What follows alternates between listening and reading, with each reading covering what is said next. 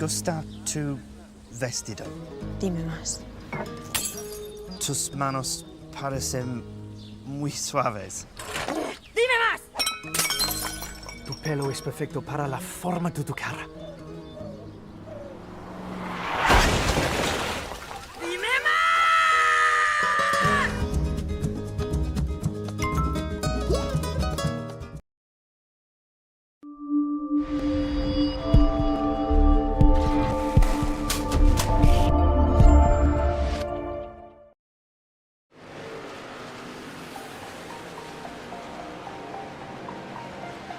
When push comes to shove, that means you're left with just desperation, and that will be no truer tonight than in the Area Truck Series regular season finale. Plenty of pushing, plenty of shoving tonight at Talladega Superspeedway, the cutoff race before the beginning of the playoffs.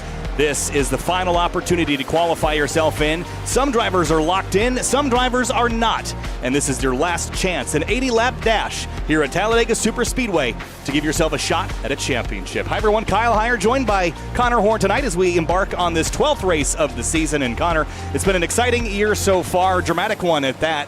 And last night, if that was any indication, tonight's going to be even crazier. Oh yeah, it's going to get crazier and crazier. The intensity just ramps up when we go to tracks like Talladega, Daytona, and Atlanta. It's going to be absolutely wild. We're going to see a lot of action down the Alabama Gang super stretch as you got a good shot of it there. Might even see some intensity in the turns as well. As we saw the race end in turn 3 last night, we'll see if we can get the checkered flag under green tonight as we look at the points coming in tonight. Had a lot of drivers locked in via their wins, but also a lot of drivers with those wins needing to point in, and also the cut line's volatile. Garrett Grant, Justin Munsell, and Michael Curhan right there. Yeah, it's going to be an interesting one to watch. Justin Munsell, Garrett Grant, they are balancing on the edge of that cut line tonight as we get down to the racetrack. The colors, as they were last night, going to be consistent tonight. This is the blue drivers are the ones that are locked in and advancing to the playoffs, I should say. Those in yellow are either below or above the cut line, but within range of elimination. So all those drivers in yellow are in a position to get in either on points or with a win. And there are some drivers in white that could win to get in, but they're down the ways. And we know Talladega is a bit of a crazy one, Connor, so we don't really know how things are going to pan out tonight, but there's a look at your practice times. Those won't matter, and qualifying might not matter all that much either, because as we saw last night, where you start definitely doesn't mean where you finish. No, definitely not. We're going to see a lot of craziness. Starting at the front's not going to matter as far as wanting to get up to the front for the end of the race, but those guys on the cut line that we talked about, you want to get every bonus point possible, so you're going to want to lead as many laps as you possibly can. Also, if you keep a clean truck, you get an extra point, so that's going to be important as well, but you know how tough that's going to be once we get to the very end of this. So those guys on the cut line, Curhan, Ricky Harden, Danny Ware, all those guys are going to be looking to qualify up the front just so they can get that extra bonus point and maybe have that over their other competitors. Garrett Grant, one of those drivers that is on the cut line and really needs a good showing tonight to perform. And as we get rolling up onto the racetrack, I want to talk a little bit about last night's race finish. It was a pretty wild one, to say the least. We ended with a green-white checkered and then a subsequent yellow flag. But Connor, there was a lot of, at least in the booth, some controversy over who could have won that race. The way the race ended last night, yellow flag coming to the white flag, that meant that the field was frozen at the time of caution. But when the time of caution is kind of a nebulous unknown value. We don't know if it's done by scoring loops or sometime before the lights come on, but either way, it was the 73 of Jake Nichols that was declared the winner.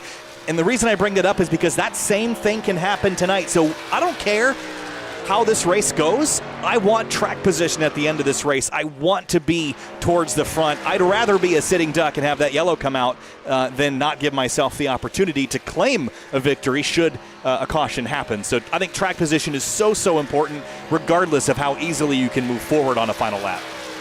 Yeah, it's gonna be kind of hard to move up in these trucks on the final lap like we saw people doing in Cup last night, and I think you're exactly right. You need to be at the front, even if you get caught up in a wreck, even if you maybe cause a wreck like Travis Beckner and Brad Slaughter Jr. got into it into turn 3. That's what set off that incident, but you want to be up at the front to be able to make those moves because there's a very slim chance, maybe not a slim chance, but there's definitely a chance that you could get that lead and pace the line with a destroyed truck and get the win away. It was, like you said, the controversy was pretty volatile and it was pretty wild, and we might see that again, like you said. Everyone's kind of worried about that, especially the drivers who were in that Cup race last night, like James Scioli. He's not at risk points-wise, but you're always scared about that could happen to me. I could get screwed out of a win, like Jacob Bell may or may not have done last night. Speaking of Jacob Bell, he's gone to the top of the board. He's looking for redemption because he was one of those guys at the front after that crash that he might have been the winner. Same thing happened to him at the season opener and Cup at Daytona. He didn't get that one either, but he's on the pole for now. Yeah, the thing about last night was at Daytona, I could point to an area where the one of Seth Knoll was clearly ahead, but I could not do that last night,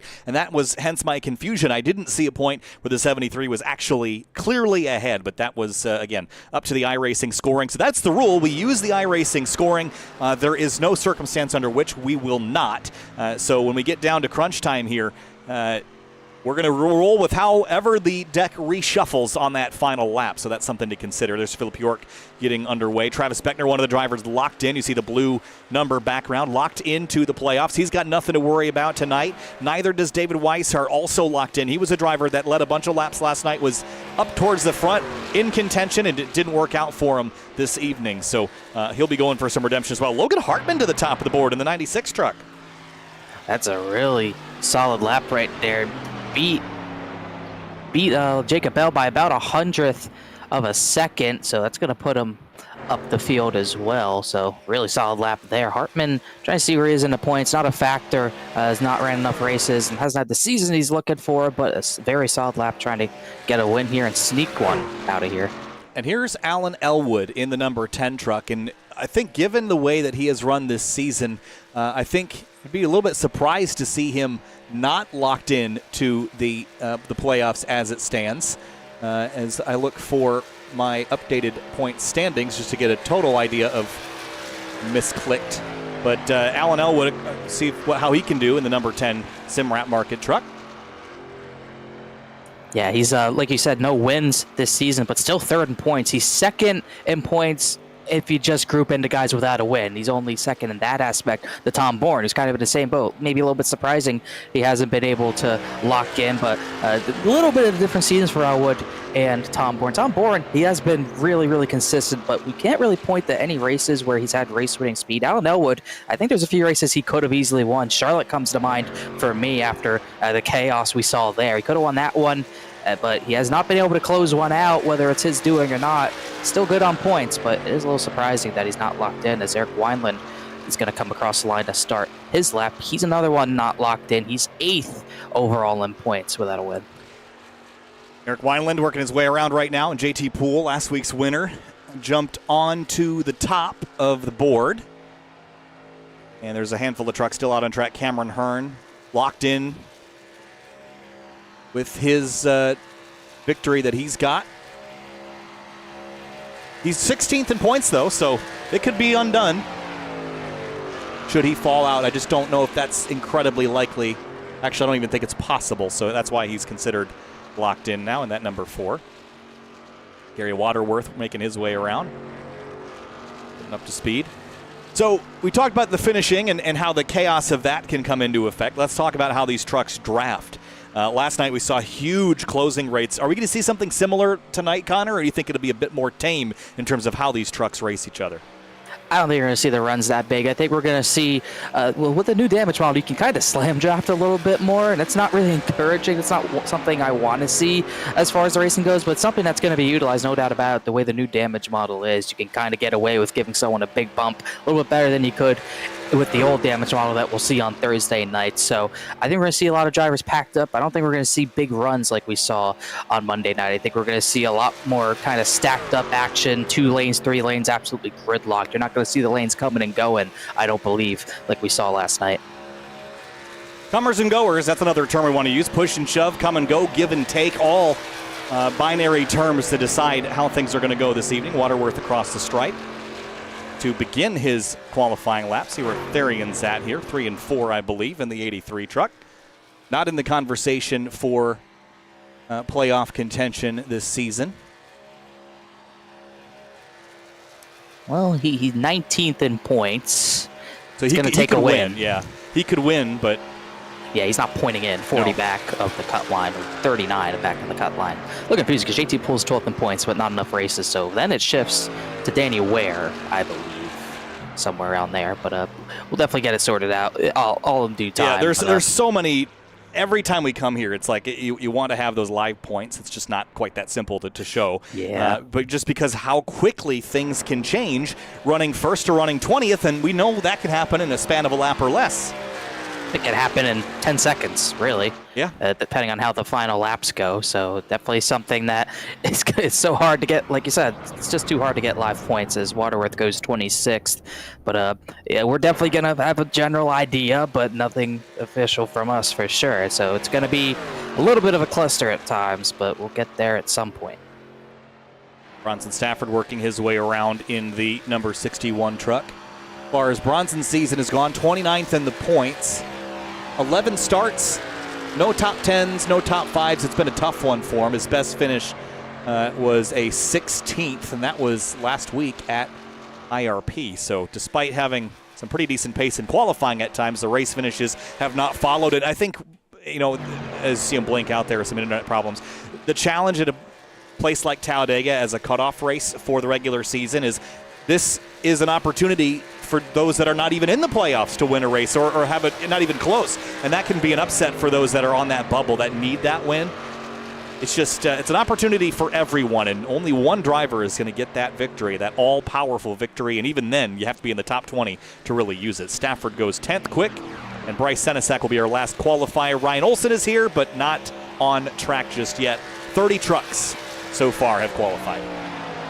Yeah, we saw that kind of spoiler come into play at Atlanta in the Pro Series where, yes, we had a new winner and a surprise winner, but not high enough in points, not running enough races to utilize it. That was Philip York who got credited for that win at Atlanta, but outside the top 30 in points, it didn't matter. So it kind of throws all that, surprise winner and walk-off winner thing out the window if something like that happened tonight. We almost had it last night with multiple drivers and have the opportunity for it tonight. There's not many drivers outside the top 12 that are in a position where they win and get in, but Senesac is hoping he doesn't have to utilize that, but he is. It's about maybe close to 10 points below the cut line. Regardless of how it goes, the cut line for Senesac is close, so he needs to qualify up front and get some bonus points. As qualifying comes to an end here, he goes about 22nd. Yeah, and look at the top 10. Not a single bubble driver in that top 10. There's only 2 drivers that are locked in. A lot of bubble drivers, 13th to 18th, though, and that can make things very interesting when we go racing here in just a moment's time. This is the final race of the regular season for the Area Truck Series. Race fans, be sure to subscribe to the Area iRacing Twitch channel. For only $5 a month, you can watch all Area broadcasts commercial-free. You can also use new Area iRacing emotes in the chat and earn double channel points as a subscriber that you can use to redeem for free merchandise. They're just moments away from taking the racetrack for our green flag for an 80-lap event tonight. Last night was 91. We went 1 lap extra in overtime. And Eric Wineland has let us know that he is on a controller tonight, giving it a go because he is on vacation. So I guess for some, the racing never stops, Connor. Yeah, I'd say he's working on vacation. I don't know if there's much of a vacation, as we're not going to have Wineland's camera, obviously, because of that. We do have Michael Carhan. This sign is dedicated to Eric Wineland, Fear the Luscious Beard. Well, we'll see if he fears it tonight. That is Michael Carhan. We've got JT Poole, different camera angle every night. He's got Ricky Bobby with the Talladega hat on in the background. There he is. Braden Goddard joins us tonight as well. Well, he was. He'll run away real quick to get set, close the door, get ready to shout and scream as we go drafting here in just a moment. We've got Justin Munsell as well as David Weishart and a handful of others. It's a busy place in here tonight, as well as Alan Elwood this evening. You got almost a full house as far as the video cameras tonight. Very important to close that door. You don't want to wake anyone up. This is a little bit later for some, but definitely going to be an exciting one. So many storylines to follow, including the guy who won his first area race last week, JT Poole, on the pole. Didn't really note his lap, but he did get up there, so he's trying to go back to back and once again spoil the party. Well, we'll see how things go here in just a moment's time. It's time to roll through the Roasted Gems Coffee starting lineup. Race fans, start your engines with a fresh cup of Roasted Gems Coffee. Choose from some of the finest coffee beans from Colombia and Peru, or try the blended flavors of French vanilla and hazelnut. Use discount code AREA iRacing for 10% off your order at checkout at roastedgems.com. Kicking things off with row number 1, it is going to be JT Poole in the number 26, last week's winner. Not going to get inside, he doesn't have enough races to be eligible for those playoffs. That win won't do him any good. Logan Hartman, strong effort, starts second in the number 96, Connor. Jacob Bell near that cut line. He's looking for Monday Night Redemption. We've heard that before. He's starting third with a great qualifying run. Shane Therian, must-win scenario for the 83. He starts fourth.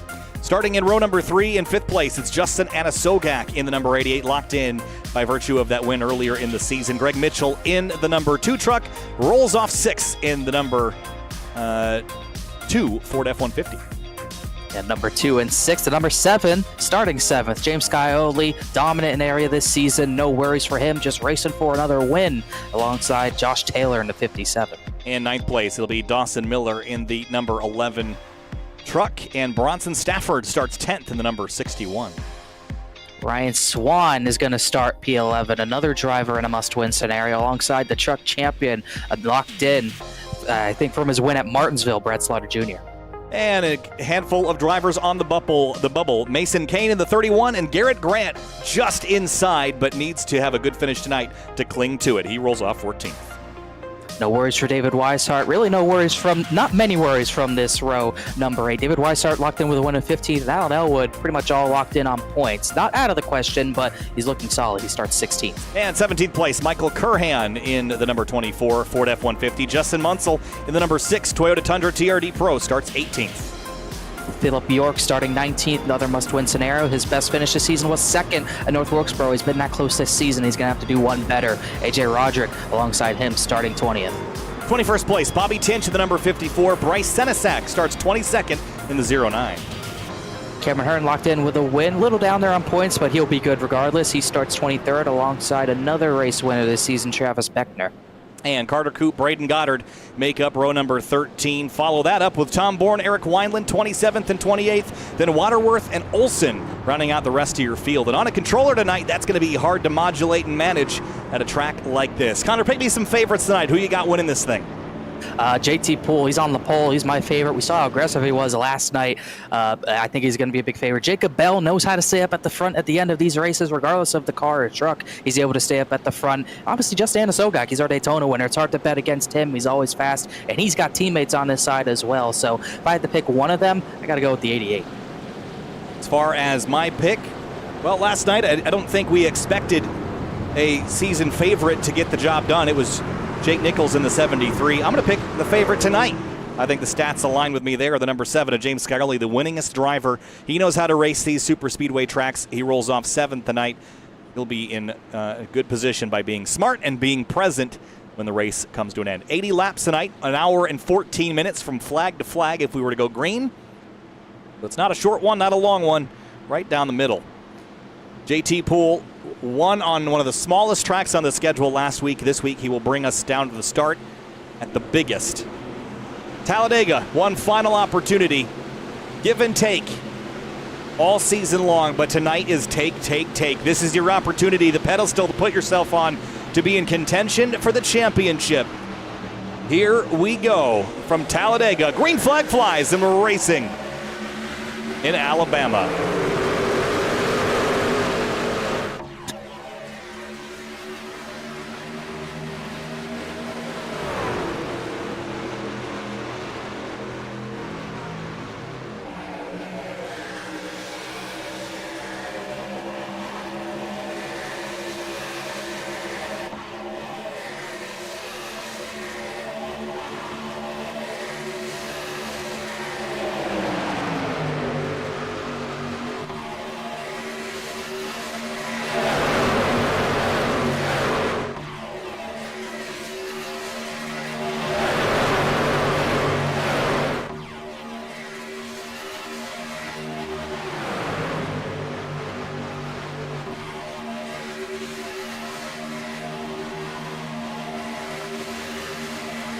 Oh, look out. JT Poole slams the door shut on Shane Therian. What a way to end the first lap with a big move across the center of the track. And that was decisive there, but Shane Therian now powers up the outside with Brad Slaughter Jr. in tow. I'm really surprised to see that block at the end of the very first lap, but talked about his aggression. He's going to be very aggressive tonight. He's only going for wins, so he doesn't need he throws caution in the wind with his scenario as Therian, who needs that win, goes to the race lead. Whoa. Wow. Now he returns the favor into turn number 3, and now Brad Slaughter Jr.'s got open track ahead. Big moves early here, Connor. Is it too early to be making big, consistent moves like that, or do you think, is there some kind of unwritten rule about letting people pull those moves early in the race and maybe shutting the door later? I definitely think if you're not going to give right now, I'm going to take later. There's definitely something to that, but also I do still think it's a bit early to be doing that. JT Poole started it. Shane Therian tried to finish it with that slam down to the bottom, so no surprise to see him return to favor, and also wouldn't be surprised to see him return to favor if he has to do it again. Travis Beckner is in the middle of a hornet's nest right now in the 28 truck, in the middle of that white and blue with the yellow numbers. 3 wide down the back straightaway. Brad Slaughter Jr. now powering to the lead, and a sly smile beginning to form as he went down the back straightaway, but back to serious as you enter the corners here. We saw a little bit of pushing and shoving mid-corner last night, Connor, and sometimes it didn't work out so well. How's it going to be tonight? I think it's going to be a little bit better, but these trucks are still on edge. Not that much downforce, at least not enough to make it absolutely perfect if you're tandeming. If you're going to push someone in a corner, you can't hit them hard and you can't hit them off the center of the bumper. So you have to have someone very experienced and very gentle on your rear bumper to be doing that. And if you're not doing it correctly, you're going to know because you're going to see someone going into the fence in the corner. Travis Beckner up 13 spots in the first 4 laps. He's on a mission. He's got Cameron Hearn tucked in behind him.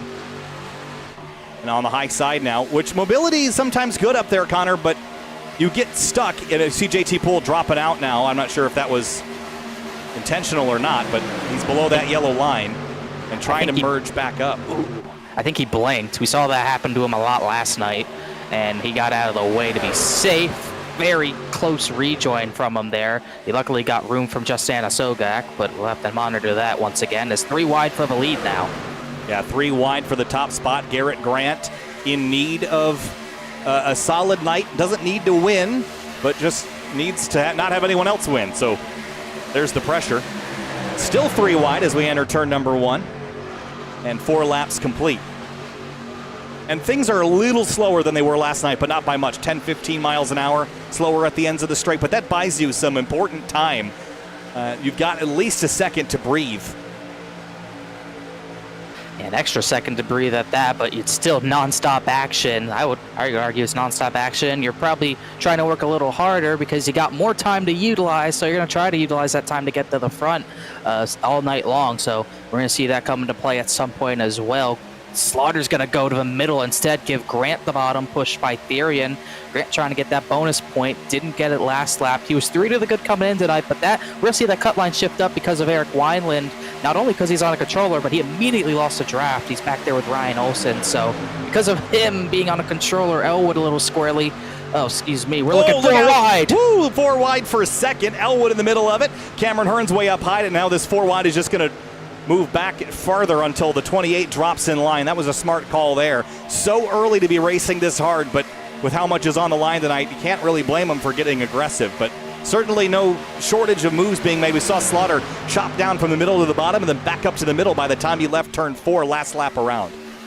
Yeah, that was Cameron Hearn who made it 4 wide. He did not want to be pushing Beckner, or that probably just wanted clean air on the nose. These trucks heat up very quickly if you're not careful. That could have been a product of that as that 3rd lane kind of goes away. Now JT Poole, who dropped way back because of that blink, he's now trying to get a 3rd line going, and a Sogak trying to push him. Let's talk about Wineland already losing a draft. And you know how I know how it is on a controller, at least at a road course. It's not fun. So he's going to probably be running at the back for the very majority of this race and just hoping for stuff to happen because it's not going to be looking good for him.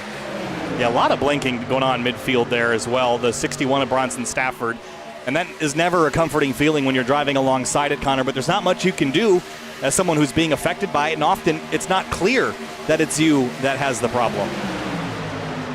You almost chalk it up to a server issue when everyone's doing it. We saw it last night. Everyone's pings, Jeremy Miller, my teammate, kind of noticed that everyone's pings are very high, and we saw a lot of netcode last night. So that's something That's not really common, netcode and with the new damage model. We might see it again, hoping not to. These trucks are going to be a little bit different from the Cup cars, but it is odd to see so many cars and trucks blinking. Look at the 8. Moves up the racetrack. Alan Elwood is going to power into the inside. Elwood in position tonight to qualify his way into the playoffs should he have a decent result, but needs a good result. Again, if you're not lit up in blue, you can fall out mathematically.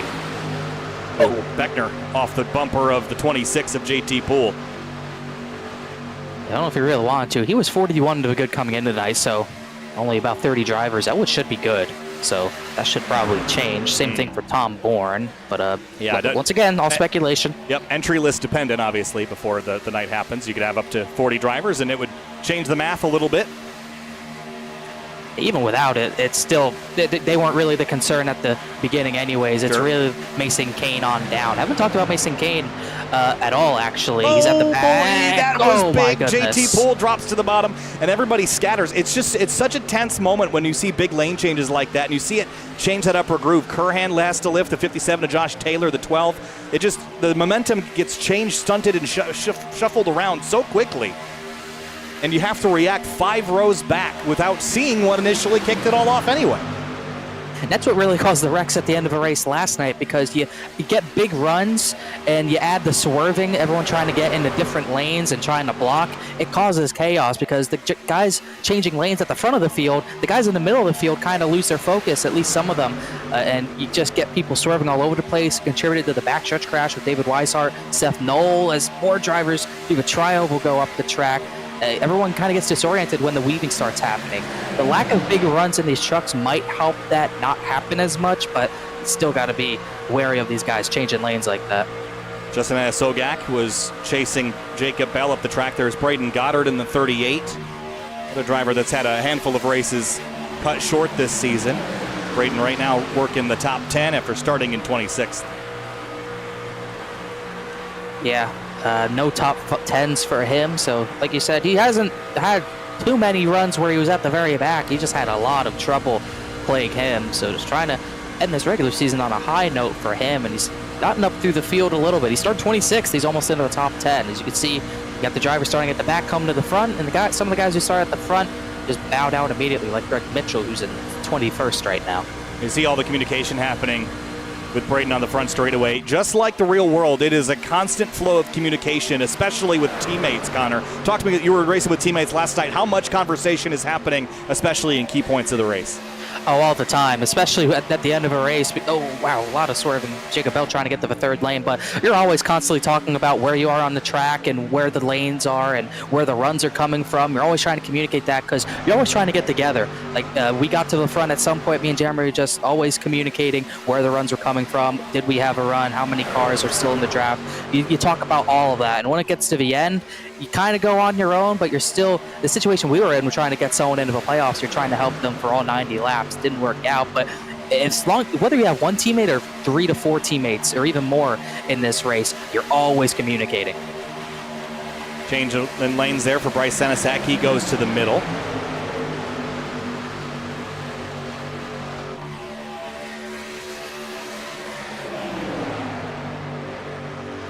And Brad Slaughter Jr. has had a pretty solid grasp on the front of the field so far tonight. I like running up front most of the evening. It seems like it's a different kind of restrictor plate racing or different kind of super speedway racing.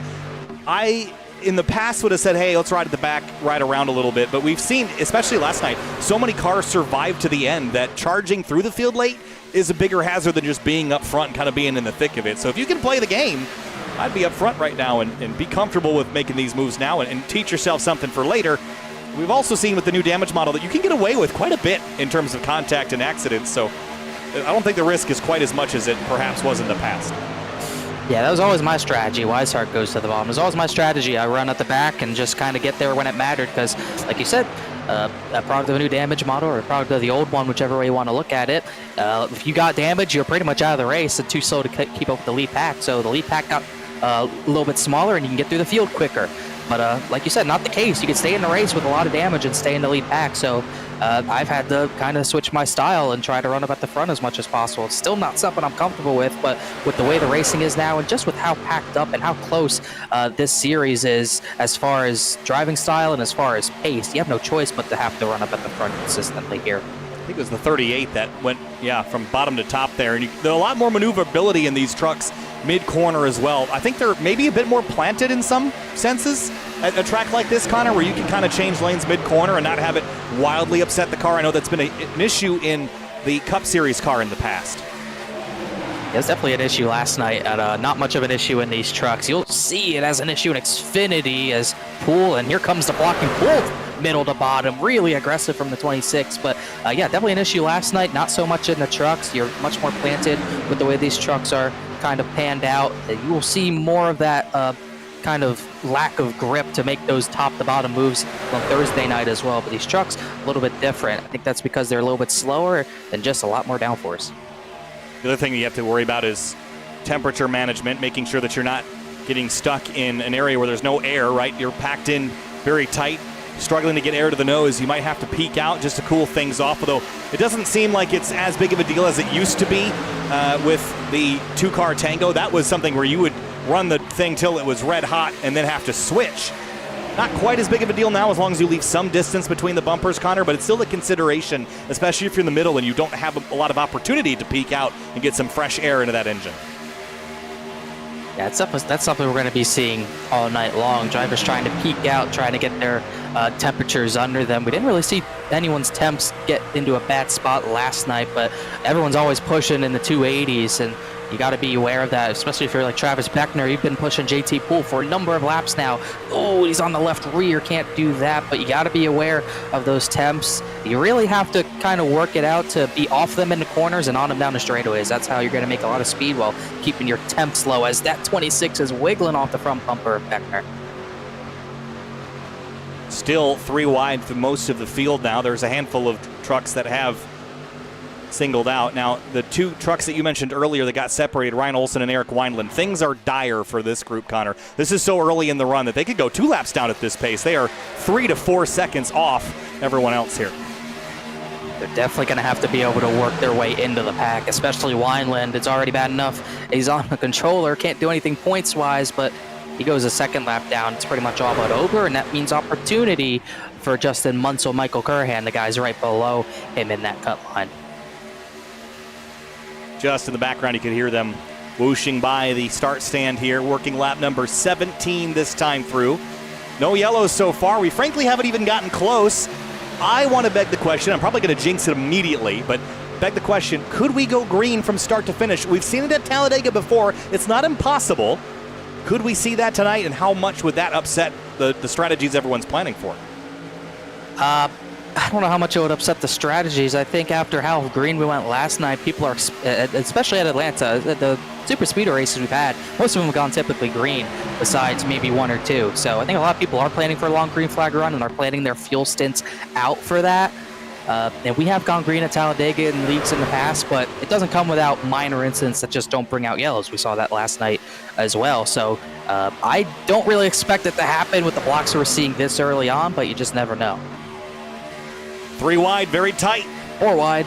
And we're trying not 4. That at all. Oh boy. Not surprised to see them dump JT Poole. They doored him and Roderick doored there. They're still banging doors. Yeah, this is it. This is it. The 12 right on the. I thought they were going to wreck right there. They somehow didn't. They're trying. We're still 4 Roderick. wide. JT Poole getting squeezed. Incredible focus, and JT Poole surges forward out of a 4 wide scenario. Definitely a scenario where Roderick was not stable to be 4 wide. You could see him kind of weaving there. JT Poole withstood the pressure. I don't even think it really broke a sweat on him. He's as focused as ever, but I'm not surprised to see drivers in this pack trying to dump him. They've seen how aggressive he is. They probably don't want him up there. Are we getting complacent, perhaps? I always wonder, when we race this aggressively, people are ready to amp up to the next notch. And maybe don't kind of just take what they've got. Look at the 8 to the bottom, right ahead of the 10. Changes lanes. They both drop the tires below that yellow line. Fair game unless you obviously overtake, and just 2 tires is all right. But They had to kind of run down there to save the cars. The trucks. They were wiggling a bit after that contact. Yeah, extremely close, cutting it there as the top surges ahead, but the middle's also got momentum. Not much formality on the bottom, down the back straightaways. They almost look 4 wide again. That's Braden Goddard out of line. Not going to work for him. He'll get back to the top. That's Josh Taylor picking him up as that ruins that momentum. That's all it takes, just that little twitch from someone in your line. Oh, Goddard! Deep saves it. Oh, watch the rejoin. He blinked there. That might have caused it a little bit, but very fortunate to not to cause a big wreck there. Yeah, he gathers it up. Doesn't even break a sweat doing that either. Let's see, have a look on the Simrat Market replay. Just gets kind of turned off the nose of the 10. I don't know that there was a blink, but again, high ping times, all those things can correlate. They kind of double everybody back up, and now comes the 77 to Jacob Bell. He's perhaps a dark horse to win these races. Connor, he's been so close so many times across all the series. Why not tonight? I don't know why not tonight. He has the pace to do it, and he has the help right now from Justin Asogak and Cameron Hearn. But they're going to probably have to beat the guys who have been at the front all race as well, like JT Poole. We saw him in the sucker hole 4 wide. He got back to the lead through all that, so he's going to be tough to beat. But that 77's always at the front as we see pit stops here. Brad Slaughter Jr. is going to bring Weishart, it looks like the entire team down. Yep, and working lap number 20, so one can surmise that they're going to split this into quarters, perhaps? That seems like excessive to me. Maybe they're going to go one more stop from here, right? I would think so. I don't think they're doing quarters. I would say they're pitting at 20. I wouldn't be surprised if they pit at 50, and then that would be it. That's what I would think they're doing here. No way you're doing quarters. And they have enough trucks that they might be able to make time, right? I mean, everyone kind of coordinating together. Especially they're not taking full fuel, they're not taking as much fuel, and they're not taking tires, so they're going to have quick pit stops as well. So if you can keep the pace with a line of about 5 or 6 trucks, which you can do, you could be in a good spot to be in the conversation by the end. So we'll see if anyone else wants to hop on their strategy. No one did that time by as Wineland and Olsen finally meet the lead pack. Yeah, they're going to stay way up high. But the pack is still 3 abreast behind them, so we're going to be 4 for a minute, and we're going to be doing it in the corner as well. Jacob Bell, is he going to lift and facilitate this? I think so. That was a very smart, long-run decision for the 77 to kind of blend back in here. Gotta always watch Wineland on a controller. You have to be aware of that. But he's doing a good job, actually, all things considered. The dotted lines really help in a scenario like this. I wish Road America had them. I don't know how much it would have helped there, but... Summit Point's got some. Yeah, you're not wrong there. Summit Point, that's a underrated track, because now Wineland's in the middle. It's not where you really want to be when you're on a controller. 3 wide middle. As more pitters. Comes Alan Elwood and the 83 Ethereum and all those guys. Stafford, Mason Kane, Tom Bourne, and others. A barrage of Toyotas and Chevrolets make their way down to pit road, lap 23. So it looks like the strategy here is pit lap 20 to 25, then pit lap 50 to 55, and run to the end from there. Oh my goodness, we almost had a moment out in the turn 1. Looked like the Braden Goddard thought he was clear. He door slammed JT Poole. The doors on that 26 are getting used up, but they doored into turn 1, but they kept it straight. As this is shuffled the field a little bit. Josh Taylor leads now, and his teammate Gary Waterworth is pretty close. Beckner's up there as this pack starts to dwindle a little bit because of the pit stops. And as it does, the energy will start to kind of dissipate, and that could actually make you faster, but JT Poole, Beckner, and a few others are going to make their trip down to pit lane. Is it just these 2? Nope, there's a few more behind him, a couple Ford Mustangs. One of them, is that Wineland? Yes, it is. And Dawson Miller. As Waterworth takes the lead into turn 1. And now, yeah, the more the pack dwindles, I would say it could be, it's kind of going to vary speed-wise. Depends on who's in the pack, but they could easily get faster. JT Poole missed his stall a little bit as he had to back up a little bit, so we'll see how much that hurts. Got to nail your stalls, but the energy's going to go into this pack that's pitted already, and they're likely going to have a faster pace than the guys side by side with only about 12 or 13 trucks, so definitely something we got to look at. Still dead heat for the top spot. Braden Goddard on the outside. Jacob Bell following him. Oh, spin. Dawson Miller spun on pit exit. And he is on the apron, so we're good for now as the next group of trucks comes on pit lane. Grant, Hearn, Curhan, and Greg Mitchell, all the Physicus trucks. See what happened to Dawson Miller. Just throttled up and spun the rear tires. Product of taking no tires as well. Get all the stuff on your tires. You think you can throttle up like you did on new tires. Can't do that. As I can already tell the guys who have not pit yet are probably going to be in a bad spot time-wise. They're running 52 1s, 52 3s. Justin Munsell, not Justin Munsell, but the pack that's pit way faster. Yeah, it's just all the dissipation and the disorganization is what slows you down over the course of this run. It almost forces your hand to have to pit now instead of running the fuel. Waterworth, this is going to bring everyone. And we'll see if everybody makes it down to speed. Josh Taylor in there pretty hard, but got it woed on down. And that will cycle, in theory, Garrett Grant. Well, they were leading for just a moment, but look at the 29 of Weishart with an acceleration on the outside lane. And that will bring Brad Slaughter, James Scioli, Bryce Senesac, Bobby Tinch, and Munsell to the front. And well executed by David Weishart Racing there. They all get to the front pretty much, as definitely the plan worked out. Pitting earlier and pitting with people you know especially pays off, because you know how to get formed up. Like we said, communicating that the entire time, so you know when to get formed up and know how all that works. And definitely been a factor them getting to the front. But this will definitely spread the field out, as the drivers who pit in that recent pack are definitely not going to stay with the pack, it looks like. That includes Jacob Bell. It'll be close for them. Single file lines, though, this is how you click off laps.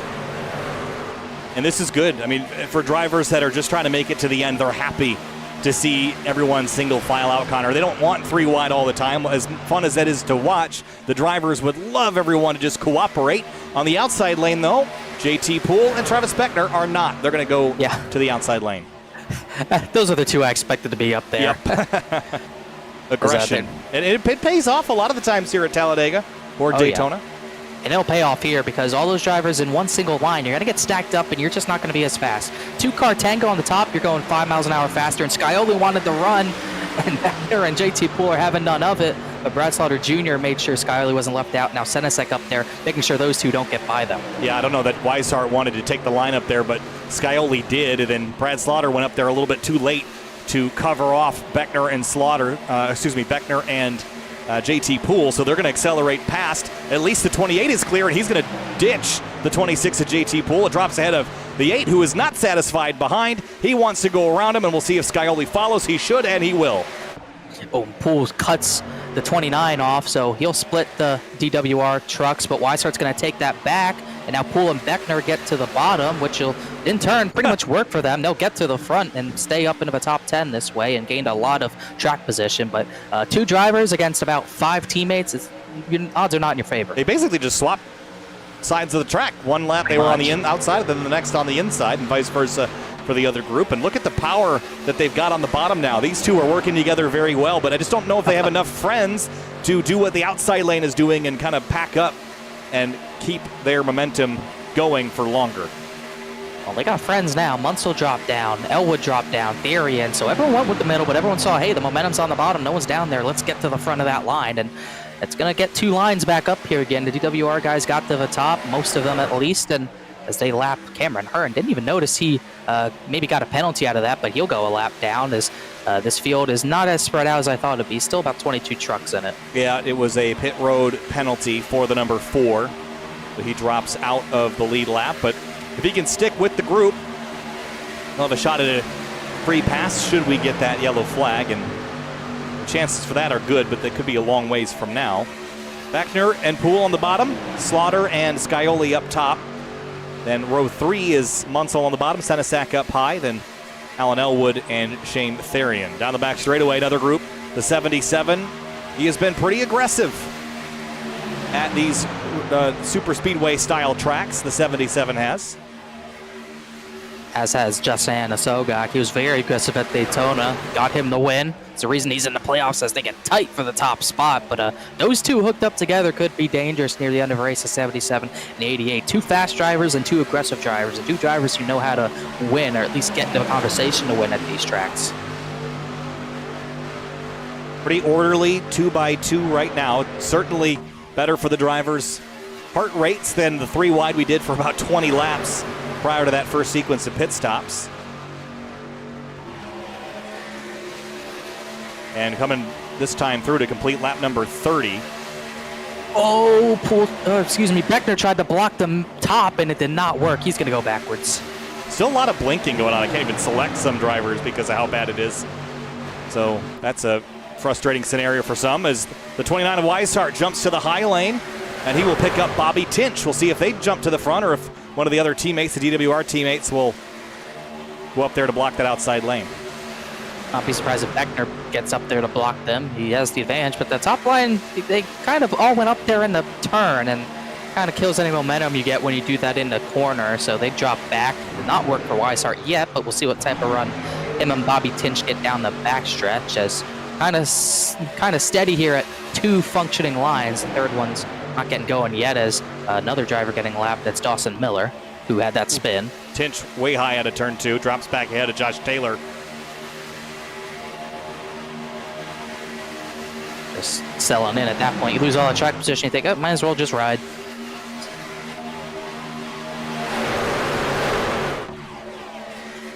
This race is clicking away at a pretty quick clip. And that will increase the desperation a lot. The top 10 is majority drivers that are in the conversation for the playoffs, locked or not. And Munsell really in a good position as well. Bryce Setnasak up there. He's going to need points. Likely, with the way the points are, likely in a scenario he does need the win. So having a lot of teammates around him is going to really pay off if they can stay that way for him. Shane Therian, he has some friends up there. Another must win. And Brian Swan is one of those guys. Not many guys who are in the points battle are quite up there right now.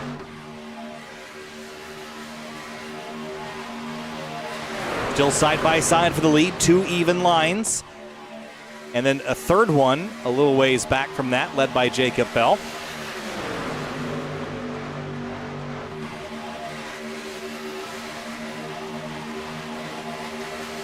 And in there is the 42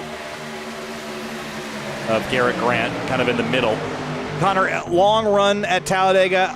I don't really care how fast the line is. I want to be on the bottom just because I want an escape route, right? The high lane is how you make your positions up, but it is a dangerous place to be. If anything happens ahead of you on the bottom, you're in it. There's not really much you can do to miss it at that point. Yeah, it's kind of risk versus reward. The top you use because you can get to the front using it. You can kind of see everything that's happening from the top line regardless, but you know, everything goes to the top line. Very rarely we see a crash where the third lane gets away with it unscathed. But the bottom line, yes, you're kind of stacked up. You're not going to go anywhere, but can't really see much. But if you do see the wreck in time, depending on where the crash happens, you have a lot of room under you to navigate through. A lot more pavement to get by as Slaughter blocks the middle to get the side by side with Beckner. But definitely kind of risk versus reward being on the top versus the bottom. And don't even get me started on the middle. Oh boy, it's getting packed up. 26 of JT Poole, drive it on the bottom, and we're 3 by 3 by 3. How many rows deep? Doesn't even matter. They're packing them in here at Talladega. They've got tons of straightaway to use, and they're using all of the width and not so much the length. About 23 drivers under a blanket here. Actually, about 24 drivers under a blanket going 3 by 3 now. And at this point, no one's really close to their pit window, so you might as well get your track position now as Poole's going to get back to the front to block Beckner. Whoa. Late, but these two have worked together, so likely conversing to plan out their maneuvers. That will open the inside lane for Munsell and Alan Elwood. The outside lane still with the 77 being pushed by the 4 of Cameron Hearn, still the highest driver placed 1 lap down. Yeah, Hearn's in his own battle here because he's not the only one to lap down. There's Dawson Miller's a lap down in this pack. So, JT Poole gets spun back up the track. He's going to save it. He will save it, but that is going to be a catastrophic end potentially to his day, and it was off the bumper of the 28. I guess say end to his day, end to his run, I should say, because he'll likely get an opportunity to redo it. But just a push mid-corner sent him around, and the front, a volatile place right now, Connor. Might get less volatile because the aggressive guys kind of got screwed out of that pool, out of the pack. Vector kind of got split there, so DWR is going to maintain control of this, at least control of most of the middle lane. But now it's a mad scramble. You saw someone spin. There was another. I was like, oh God, what do I do now? Everyone gets crazy for a little while before it calms back down again. See if JT Poole can pick up Carter Koop and Logan Hartman here, just behind. Maybe find a little bit of pace to at least not let him get lapped so quickly. 2 even lines again. That's how quickly things sort and unsort. The entropy of auto racing. Yes, that is how quickly it happens at a track this fast. Now we're back to, like you said, 2 lanes, and no one's really trying the 3rd lane quite yet. Cameron Hearn went up there, but that's not going to help him out. That's going to give Dawson Miller the potential lucky dog position, as all the pushing's getting pretty tough at the front after that happened. You're trying to get your lane ahead, and maybe, especially if you're on the bottom, trying to get your lane ahead and maybe have a shot to get to that middle lane to take the lead. That's what Alan Elwood's trying to do right now. Justin Munsell powers ahead, Alan Elwood behind. And again, the mental focus you have to have. We talked about this last night. Even in the real world, you know, had another, excuse me, sorry to cut you off, had another crash. JT Poole got spun again, and he's sitting in turn number 3. From bad to worse. What in the world? Did he just try to get picked up and got... Ooh, he just kind of got pushed the pushered. Yeah, kind of got turned, and Carter Koop had nothing he could do there. So he went for a ride. Yeah, that was really weird. Unfortunate for him. Carter Koop is one of those drivers who was just racing the race, and he had nothing he could do there after that. But I say all calm at the front. I wouldn't call this calm. It's just a little bit muted chaos. Less chaotic, yeah. And JT's going to probably go a lap down here pretty quick, but there's still a lot of racing left to go. We're not even to halfway just yet. We are coming up on that pretty quick. And we saw last night with you in particular how quickly you can rebound if you get a yellow flag, but that's the question. Well, we'll probably get one, but it could be lap 76. And then what if you're JT Poole, right? So and he's going to be battling the 4 of Cameron Hearn, who is a lap down and in the pack at speed. If he stays with the draft here, you got the V-apron to let everyone by, but you lose a lot of momentum doing that. Got to get some draft here, as looks like I think he'll be okay. He got back up in time, so yeah, he's going to have to race these 2 guys to be able to do this, and it's going to get pretty, I would say it should get intense between those 3, but we'll just have to wait and see. Lap 39 of 80. He's also likely going to have to battle Braden God or Mason Kane. They're not too far away from being lapped as well. Not what Mason Kane needed either. He needs points. He is not safe at all. Only 14 of the good coming in tonight. So this is another bad scenario for him. 2 drivers who are in on points, not having good days. Safe is a funny word at Talladega. Is it ever used at Talladega? No. And I think that's why, you know, you go to a place like Martinsville or Phoenix or Texas as a cutoff race, and you can just mathematically say, well, that guy's not going to finish last. But here at Talladega, anybody can finish last, and that can happen at any moment. So it really opens up the possibilities for a big upset as far as the playoffs are concerned. That's why nothing's over till it's over. As we saw last night, can't trust anything until the checkered flag officially is out. Get that right. Back to 3. Yeah, back to 3 wide, top lane, led by Gary Waterworth, who, one of the late pitters, gets back up into the lead pack and is able to rocket the front. No surprise, he's pushed by Jacob Bell and Cameron Hearn. Hearn using this to win that lucky dog fight, possibly, as that bottom line's really broken up.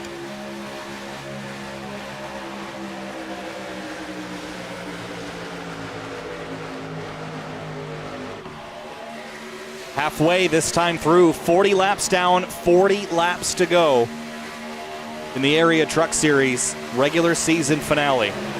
Brad Slaughter Jr. has been a dominant truck, has led half the race lap so far. But will that matter? Because last night's winner led 1 lap, and even that was debatable. Well, he definitely crossed the line on the final lap, yes. So he did lead it. I was about 3rd. I'd still contest I was 3rd. But there was a lot of contesting going on, but the rule book is very clear that iRacing scoring stands, despite visually not being able to really sort how it made its decisions. Because it's not even public knowledge, I don't think, whether it's a scoring loop system or whether it's an instantaneous selection. But if it's a loop system, we don't know where the loops are, and I think that's the critical piece. In real life, there's not all that many. A handful in iRacing. If there's more than that, we're 3 wide again. Waterworth on the outside, Slaughter in the middle, Munsell on the bottom. Seems like they get too even with Slaughter, but then their run kind of dies once the side draft comes into effect. Also doesn't help that Slaughter is blinking, maybe hurting the middle lane at times, but top line can get there, they just can't get clear.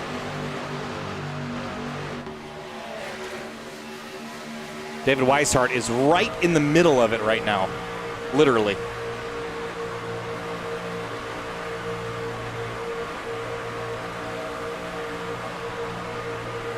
Sees that top lane rocket by as they come with the run in the tri-oval, but they kind of just die once they get to the end of a straightaway and into a corner especially. It just can't maintain that through the corner for the most part.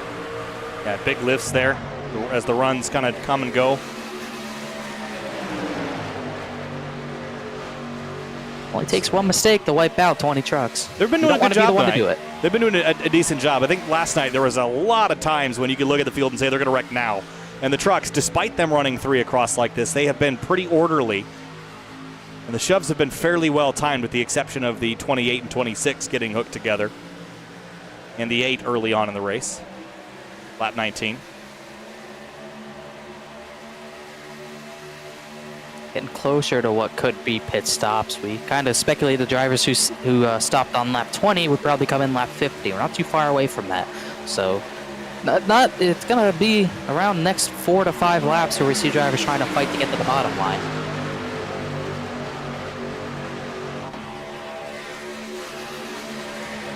Ooh, Justin Asogak dropped to the inside.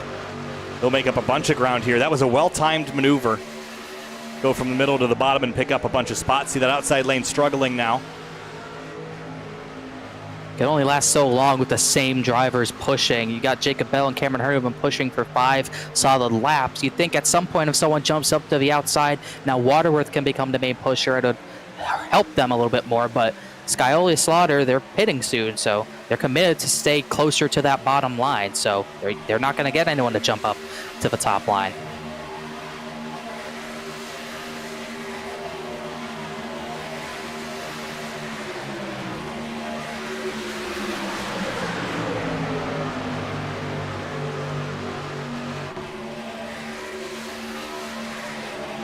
Middle groove now, the 4 of Cameron Hearn still. He's chasing Dawson Miller.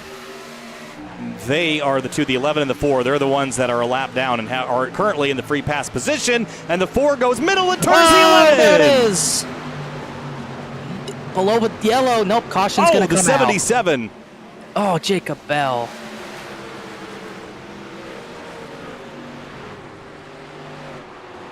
Jacob Bell, the victim on this one.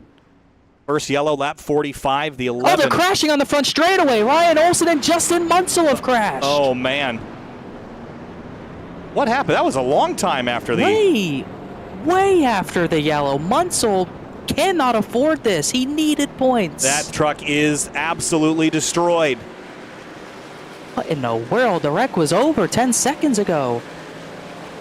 We'll go back and look at it, but Justin Munsell's day looks to be over. You see the disbelief on his face. How could that happen? Let's first go back and see what happened there between those trucks. So they were coming out of turn 4.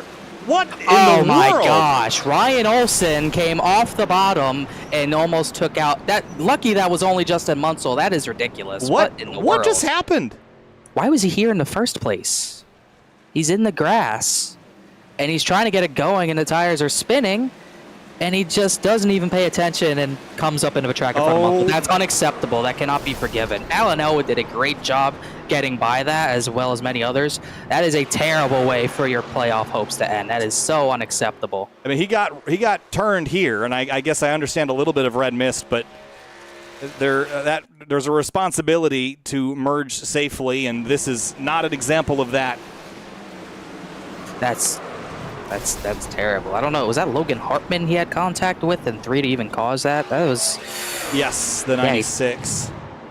He 6 turns him, yeah. I've never seen anything like that before. There's pit stops underway, but let's go back and look at it. So the yellow lights are on. Munsell lifting, slowing.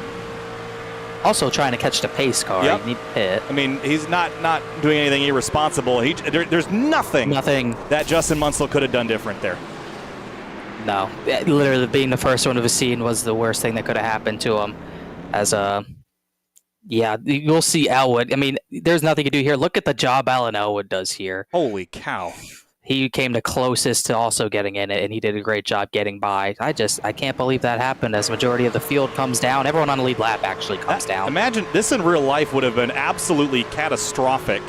Yes. Wow, what a job Elwood did there, really. But anyway, we had another incident that actually triggered the yellow flag, and it was with Jacob Bell. But it didn't start there. It started a little ways behind that. It was with the 11 and the 4. Cameron Hearn and Dawson Miller, and I saw them go 3 wide, and then it looked like the 11 just kind of got hooked. Right there, the 4 sees a hole, kind of goes for it, and then just kind of tags the 11, and he tried to save it, and then you see the 77 and the 16 get together. Yeah, it's shame for Jacob Bell as well, because he was so fast and could have easily won this race. If he gets it repaired, maybe he's okay, but we'll have to see. But that's how aggressive the battle with a lucky dog can get. And wow, that was a hellacious hit. That was almost reminds me of Vickers and Jr. at Daytona, the way their battle with a lucky dog, and they came together. And then wasn't even the worst part of it, as you see it go out of frame there, as Bell's trying to get back going. Ooh, they almost met in the middle between those two. And they're completely oblivious to what happened down at 4. So with all that aside, we are under yellow for the first time tonight with just over 30 laps to go. Safe to the end from here. Connor, what's our fuel scenario? Well, we're going to restart closer to 30 to go than 40 to go. I'd be topping off personally. I think you can go without topping off, but I personally still do it, as you're going to see Elwood, Therian, Slaughter, Beckner come in at the front to top off. Therian, once again, one of those drivers who needs to win, so he needs to have assurance he can make it to the end. I think you're good if you're not pitting here. I don't see this going green, but we did have a long green run, so it's possible. But yeah, it'll definitely be a topic of conversation on the fuel if we do go green. It might get tight for Anasogak, Skyoli, especially if you're running at the front, but I think everyone should be okay. Just watching Justin Munsell, a lot of disbelief.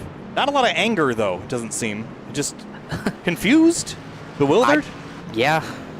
I think that sums it up perfectly. You can't really be angry. I mean, you can be angry at it, but like... Doesn't change it. It happened. It's over. It's just, it is shocking. I mean, that's literally at the very bottom of the totem pole of things that you think can take you out. At a track like this, especially. So, well, I think there's definitely a lot of shock out of him.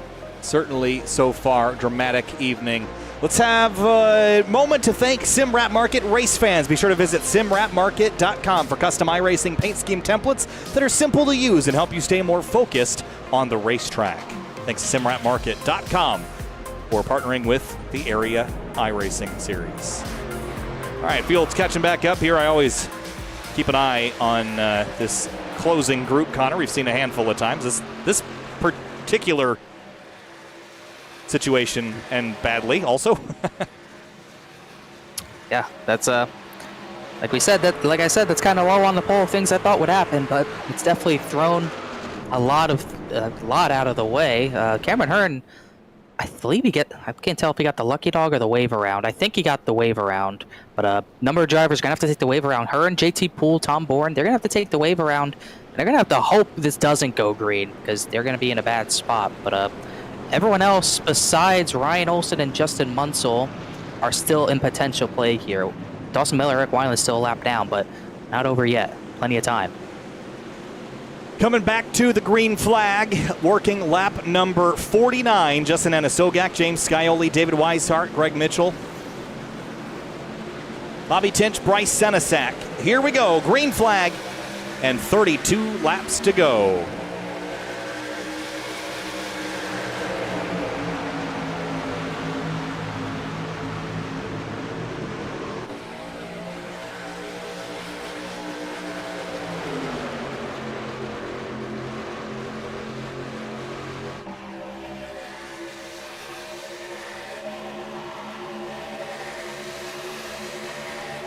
Up to speed now. Justin Anasogak gets a nice shove from Greg Mitchell. We haven't really talked about the 2 truck a lot tonight. Look at that 54 of Bobby Tinch. Decisively swiping across the nose of the 7. Different trucks in the picture now that we haven't seen up here all night long. Yeah, Sogak gets track position, Bobby Tinch obviously, and Greg Mitchell like we haven't talked about. After that, it's kind of who we saw. Waterworth has been up at the front. Michael Crahan up there. Logan Hartman has gotten up there. He was one of those drivers who was just barely on the lead lap. Those guys who had topped off for fuel like Brad Slaughter, Alan Elwood, they're going to have to make up their track position somehow. Brad Slaughter had a tense moment there a moment ago. Trying to squeeze between a couple trucks. Trying to pick which lane he wants to be in right now. Number of drivers back there kind of swerving, trying to find their place in line as middle line surges. Not much other movement other than that. Middle line surges. Now here comes the bottom, into the corner. Bobby Tinch. Haven't seen him at the front a lot at all this season. Is a good opportunity for him to try to turn some heads and maybe steal a win. In position now. Has he led a lap just yet? Not quite. He's very close to it, though. Just needs to get that little surge with a push from the number 7 of Scioli, but he will not get it this time. And Sogak will lead another lap. 30 laps to go, and things already beginning to wind down here from Talladega. Quick-paced race. And as Larry Mack says, Connor, cautions breed cautions. It is likely that our next green flag run will be shorter than the previous. Cautions breed cautions, as aggression breeds cautions as well. And speaking of aggressive, top line, those 2 drivers that are aggressive. JT Poole, Cameron Hearn took the wave around, so they do have to pit again, but they're going to run this dry and work together to try to get some track position out of it. 4 blinked, or the 26 blinked. That's not going to go well. That was a big blink for the JT Poole truck. Waterworth. One another. He wanted to the inside of Greg Mitchell, but didn't go for it. Always scary when someone blinks and you end up inside of them, so they had a run, but that'll kill it. There's a lot of decisive moves being made right now. This is really when you want to try to get to the front. You don't want to wait until like 10 to go and then try to get to the front, because then the yellows are going to slow you up most likely. So we're under 30 to go, and the fuel's probably good. You got to go now. Yeah, if you wait too long, you just have a wall of trucks to drive through. Your path isn't as clear. So if you can at least make some progress now, it's less to do later. You're positioning yourself to position yourself, right? You're getting yourself in position to make that jump at the end. Crahan, top to bottom, he will drop himself into the inside lane.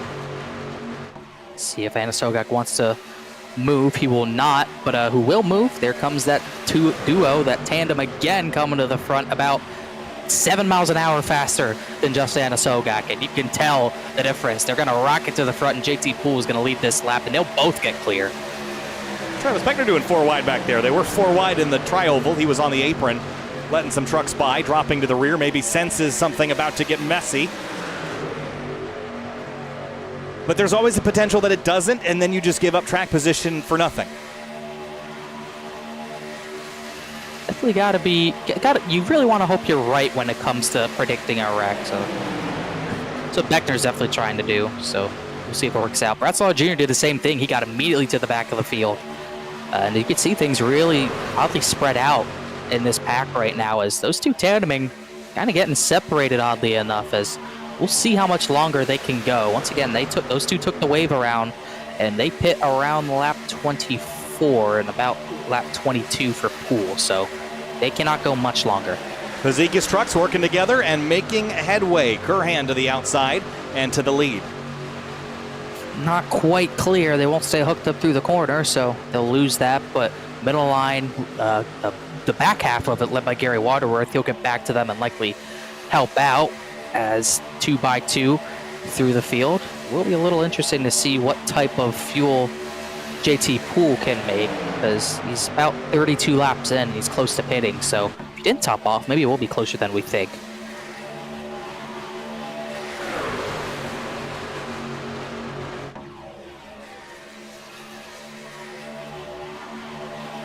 JT Poole leads the way. But I'm just keeping my eye on some trucks that we circled from the start. The 7 of James Scioli is one. You picked JT Poole. Both of them still running inside the top 10. Although the 7 hasn't been very aggressive, but that's not usually his play, Connor. The super speedway races, I hate that they stopped calling them restrictor plate tracks because that's blended into my brain for all time. Yeah. And now I have to unlearn that behavior, and it is hard. Can't even really use super speedway anymore because of Atlanta. Right. Because then super speedway. Oh, you mean Atlanta? No. I mean draft That's not tracks. super speedway. Yeah, I don't. Draft track sounds stupid. It does. It's a conversation for another day. But I'm not old, but I'm still mad about it. As we talk about drivers we circled, 26 was one of them, but he does have to pit. There, he will both come together. And Two other drivers coming in. Yeah. Everyone else who took the wave. Wineland was one of them. I think Braden Goddard's there, as well as Carter Koop, who was in the last crash. At 25 laps to go, they will make that stop. We can also somewhat start talking about drivers. We didn't circle for the win, but we're on that playoff bubble. We all saw Justin Munsel's trouble. Michael Curhan was one of those drivers that were right there. He came in tonight -9, and he's leading right now, getting the most point for that. And a lot of drivers ahead of him in points have had some issues, as it looks like they're going to just drop to the back. I think all they wanted was that lap lead, and they're just going to bow out maybe. But with the trouble for Eric Wineland with the controller, Justin Munsell, he's going to jump him almost definitely. And Mason Kane is not in a great spot as well. So definitely a big deal for Curhan to try to get a good finish out of this. Under 25 laps to go, about 20 minutes of racing remaining. Every time I look it up and I see that predicted time of about 20 minutes or less, it feels like we're on the cusp of the end of this thing. And that's when I want to start making my way forward, putting myself in contention, but not showing any of my moves too soon. I think that might be the weakness of drivers like Beckner or JT Poole, showing their moves too soon, maybe practicing that run to the front too many times that people can get a good read on what their plan is at the end of this race. Drivers like Scioli, maybe David Weishart, Garrett Grant, they're quietly lingering back there, and they could show a force late in the going that no one's seen just yet. And you talk about it, they're showing their move, that the tandem on the third lane. Well, that third lane you're very unlikely to get that lane be available in the last few laps. So if they get into a scenario where they have to go back to the front and try to use that tandem, they're not going to have a lane to do that in. So it's great that you know how to do it, but you need to be able to be in the position to be able to use it.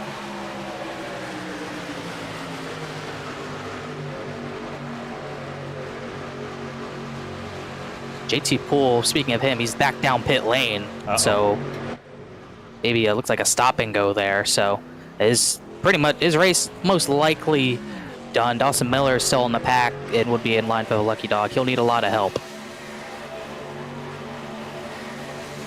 Down the back straightaway. Therian and Elwood continue to lead now. Ryan Swan, there's a truck we didn't mention yet tonight. Just quietly lingering. Well, and blinking. 21st in points, but he's close enough to where a win could vault him top 20. So still a big race for him as well. We haven't seen him at the front much all race until now. So it's a very important timing for him to get to the front now. It's only 3 drivers on that top lane that's going to help them get to the front, and he's going to get a pretty important lap lead. Logan Hartman gives a shove to the 61 of Stafford.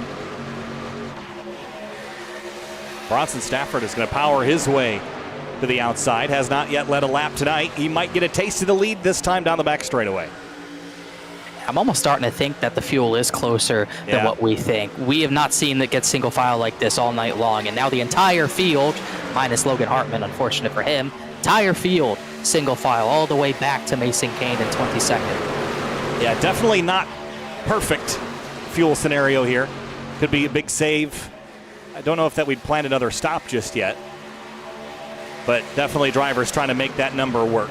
It's hard to save fuel at Talladega, especially if you're anywhere near the front. If you're kind of mid-pack and kind of just getting towed along, you can kind of save a little bit here and there, but this is a track where you're flat out all the way around in clean and open air. It's not like you've got opportunities to short shift, to lift, to just kind of coast around. It's not something that is conducive to this draft track racing.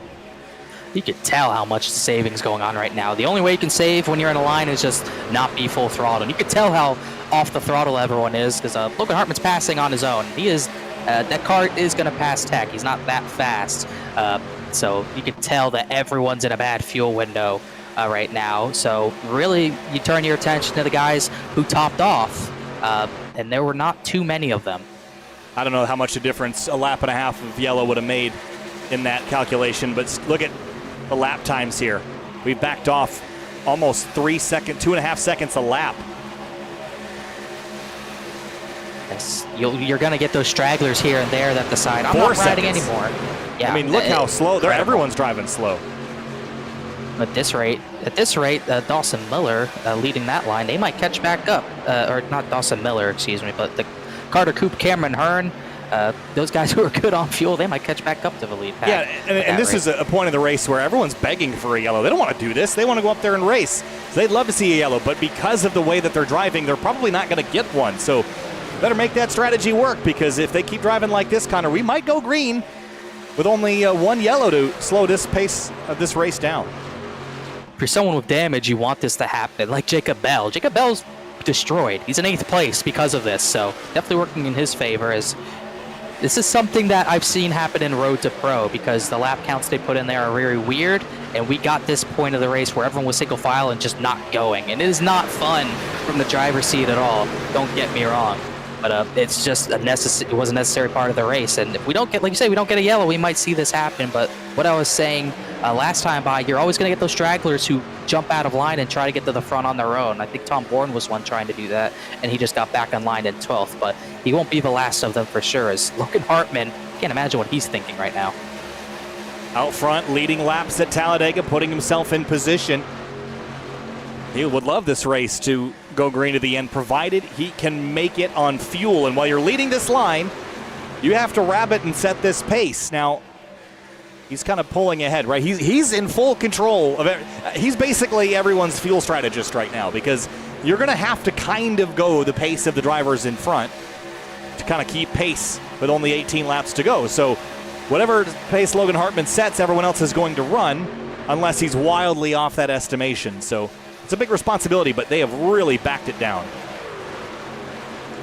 Yeah, and the big risk you get from this is stack ups, especially into the corner. Everyone's trying to run a set pace. Sooner or later, you're going to see them all kind of accordion back into one another. We saw it last time. I think it was Philip York who almost got into the back of someone. Speaking of that, he's just kind of going to the top to pass people. He doesn't want to be doing this because the stack ups could cause a big wreck, and you could be involved if you're not careful. So those guys who don't want to be a part of it, they're going to jump to the top, and you can see the difference it makes for Philip York, Mason Kane, and I believe that's Dawson Miller. Just that's how big of a difference it is right now.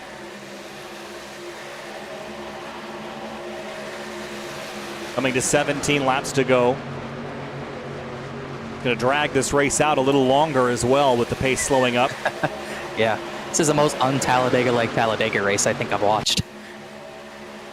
I mean, if they couldn't do it, they wouldn't be trying. They wouldn't be trying, right? But we've also seen some pretty lofty goals in the past and then watched them miss it. But there is a new iRacing fuel calculator as well. And I'm sure many are using third-party programs, as here comes Also 96. Or sorry, the 11th slotting in line. I feel like I'm used to calling him the 96. I guess maybe he changed numbers. I don't remember. But he's lapped down, so he's just trying to position himself to make sure he gets the lucky dog. Although he's not racing anyone for it, so might as well just try to position yourself best you can. Also, I think teammates with Philip York. Yes. Now, pace picked back up slightly last time by. Let's see what... Oh, no, see, they're slowing it down even further. They are 6 seconds off of their best laps. They are way back down, Connor. This is looking less and less like the strategy that's going to win you this race. I was half joking, but Carter Coop, Cameron Hearn, Braden Goddard, they're good on fuel. They're going to be about 4 seconds faster this time by. 16 laps to go. They could keep that pace. They're not out of the question right now for the race win. And you kind of hit the nail on the head there, Connor. We're going to have 15 to go this time by. Assuming that they're maybe oversaving so that they can just kind of open the taps and go to the end straight. Or maybe this is the pace that they have to sustain to make it. But it all comes down to how much you're willing to lift. I mean, Logan Hartman is not getting a run over right now, so there are drivers that are saving even harder than him. No, if they thought his pace was too slow, he would have been chewed out right now. But are we seeing bailing on the strategy. Justin Endesogak goes to the outside. He just leapfrogged. See if the 16 will do the same. Want track position. They just want track position for this. And now it gets crazy when you see people trying to kind of scam track position out of it. Then you get people weaving out of the middle line and the bottom line. Then it gets dicey. As we'll see how much we're going to really see. Oh, look at this. Boy. This is going to get ugly. Maybe Mason Kane's just going to go outside of all of it. But now I think you're starting to see drivers kind of pay attention to what they need to do and maybe even pay attention to that second pack. They know Cameron Hearn's good to go. They might not be able to do this. Could this draw a yellow as well, Connor? We're 3 wide. That would solve everybody's problems except for those that get wrecked. But easy opportunity to grab some track position here as everyone is just kind of sleeping. But they're going to have to resave unless they just decided to open the taps now. But they didn't save for that long. Kind of a short, it's weird save stint if everyone thinks they're good, but I think they realize they got to go at this point in some sort of way. Mason Kane was above the cut line. He would really love a win to get momentum going into the playoffs as he rocketed all the way from the back to the front. And Dawson Miller maybe blocking that middle line. Once again, he's a lap down. Beckner's in second. He's found his way back to the front. Now I think it's all out the window. Yeah, the energy level picked up huge. We gained 2 seconds last time by versus the previous lap. So now the 31 leads the way. Did they give up or are they hit their mark? I know everyone didn't just miraculously hit their fuel window on one lap. Yeah. There's no way. So but either it wasn't as close as we thought or it's not going to happen and they're all just committing to running out. Yeah, it's like at this point, like if you didn't pick up the pace with everyone there, you would have been left in the dust. You were that much slower. Faster still this time. I think you're still going to see some drivers at the back trying to make sure they can make it. You can see Tom Bohr, Bryce Senesac, Scioli. Those guys are just laying back just to be safe. I don't think everyone in this pack is good to go. With the way they were saving hard and then just picked it up, I'd be shocked. Yeah, I think it was more of a collective realization. They're like, no way. And then just throttled up and went, and everyone picked up on it and looked down and said, yeah. And the more they race like this, the more likely they are to get a yellow. But kind of, we're down to crunch time here. Next time by 12 laps to go. I mean, it is go time. And there's no way you're going back to single file at this point either. I mean, no, you had it going. Once you get away from it, it's not happening again. So if you're not good on fuel, you better just ride because you're not getting that opportunity to slow the pace down 4 seconds again. And it could have been a scenario where they kind of realized Carter Coop, Cameron Hearn, Braden Goddard, they realized, oh my gosh, they're that much faster. They're going to steamroll us. And they realized, well, we got to pick up the pace, and that might be what's happened. But they were still not that fast that time. 53.4 is mainly from the main pack. Carter Coop crossing the line. We'll see how much faster he is, but they've been in the 52-second bracket, so they're likely about a second faster. At this point, that won't do it, but never know if they might have to slow the pace down again. Yeah, I mean, I don't know that they're wildly off where they would be otherwise in this, what I would consider kind of a disorganized pack, but they are now kind of getting split 3 even lanes, and no one's really pushing. That's how I know that they're not confident, Connor, because no one's being really aggressive right now. They're just kind of riding in this 3x3 formation. But we're running out of ride time here. 11 laps to go at Talladega. And whatever your strategy is, however good you are on fuel, you're just kind of committing at this stage and hoping that you get a yellow flag before the end of this race. But even then, I mean, if it comes too late and you can't save under that yellow before you run out of fuel, then you're going to have to come to pit lane on that caution flag, and then you lose all that track position. So this is a lose, lose, lose. Yeah, a lot of losing going on here. I'm just glad it wasn't what it was last night, and we were just able to race. This is not really, I wouldn't say it's not racing, but it's definitely not full-out racing. You've really kind of pinned to the ground as far as what you can and can't do. Especially at this point, you can't really save fuel to stay in the pack. So you want to go to the front. You can't go to the front anymore because all 3 lanes are clogged. You don't really want to be the one to force the 4th lane because that will cause a wreck. So you're really just pinned at this point. You're pinned to the wall. You can't do much of anything right now. Where you are is where you are. 3 wide for 4th place. The 56 of A.J. Roderick in position. 10 laps to go from Talladega. 26.6 miles. Playoffs on the line. Championships to be decided. But there's still so much shuffling in this next 10 laps to decide who goes on to compete for that championship this season. Ryan Swan, one who needs a win. He had the lead, led that lap, but He's going to have no help on the bottom from Mason Kane. Therian drops down. He's looking to go now. As you can see, the pack is still not that fast. Now A.J. Roderick is the leader. He's just racing to kind of play spoiler while Swan Rock gets back to the front.